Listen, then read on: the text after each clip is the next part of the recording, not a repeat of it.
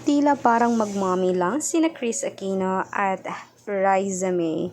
Talagang napaka-sweet talaga ni Kris sa lahat ng bagay. Maging sa daughter-in-law niya, talagang nilibre niya ng panghapunan matapos sila magkita first umano sa studio. Marami talaga ang nagalak, natuwa sa kanilang mismong meet up. Maging si Bimbi ay tila parang komportable talaga. Parang isang pamilya lang sila.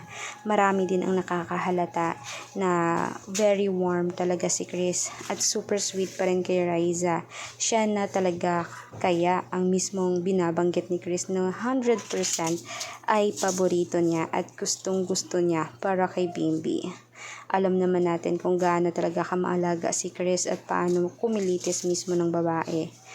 Kaya for sure, itong si Raisa May ay pasok na pasok sa timpla ni Kris Aquino. Si Bimbi ay talagang napakalambing, isa sa talagang hinahangaan ng lahat. Ang sarap makita mismo ng Aquino at kasama ang mga Dizal na nagse-celebrate, mag-isahan, parang isang buong pamilya. Kaya naman ika ni Kris Aquino, bago pa man siya pumanaw o mawala sa mundo, ay gusto niya makakita si Bimbi ng tunay na pagmamahal galing sa isang babae. At mula kay Raisa, taos-pusong nagmamahal si Kris Aquino sa kanya, ipinagtatanggol siya maging sa telebisyon at off-cam.